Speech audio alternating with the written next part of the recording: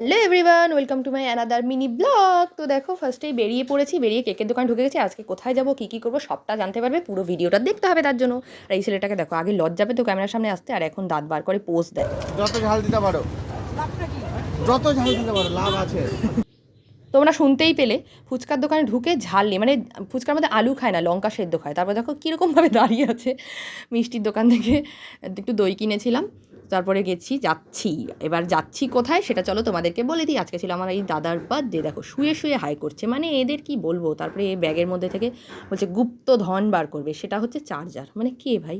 আর এই যে ওকে ছাড়া তো এই ভিডিও অসম্পূর্ণ। তারপরে চলে এসেছে কেক কাটিংয়ের পালা, আর তখনই চলে গেছে কারেন্ট। তোমরা ভাবো তো, এত গরমে যদি কারেন্ট যায়, তো যাই হোক, কিছু করার নেই, সেলিব্রেশন তো করতেই হবে, গরম হোক আর বৃষ্টি হোক আর ঝড় হোক।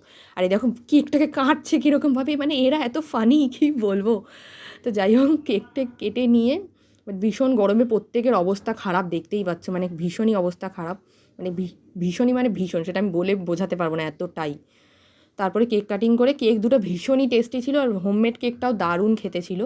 আর আমি জানি না কার কার সাথে এরকম হয়, আমি না কারোর জন্য কেক কিনতে গেলে তার পছন্দ না নিয়ে আমি নিজের পছন্দের কেক নিয়ে চলে আসি। এবারেও আমি নিজের পছন্দের ফ্লেভারের কেক নিয়ে চলে এসেছি। যাই হোক, কী আর করা যাবে।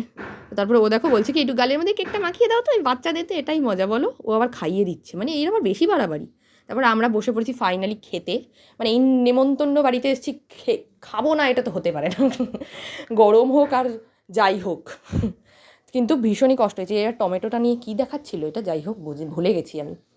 কিন্তু প্রচণ্ড গরমে এতটাই কষ্ট, মুখ চোখ দেখেই বুঝতে পারবা। আমার পাশের মানুষ তো স্নান হয়ে গেছে ঘেমে।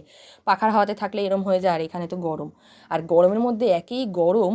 তারপরে মানে কি বলবো, দেখো আমি মাটনটা দেখাতে যাচ্ছিলাম আর হাত থেকে গেল পড়ে। কী আর করবো।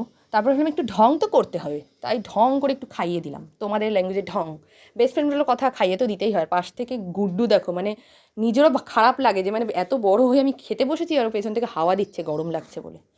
কী আর বলবো। যাই হোক, খাওয়া দাওয়া কমপ্লিট করে তারপরে এই সবাইকে বাই বলে চলে যাচ্ছিলাম বাড়ির উদ্দেশ্যে। আর আমি জানি না এ আমাকে কেন কথায় কথায় বাই বলে, মানে হাই বলতে পারে না, আমাকে বাই দিয়ে ভাগায় খালি শুধু। তো তারপরে দেখো বাড়িতে যাচ্ছি, আর কিছু একটা বকবক করতে করতে আমরা যাচ্ছিলাম।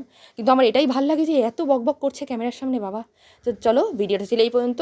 বাই, দেখা হবে নেক্সট ভিডিওতে, টাটা।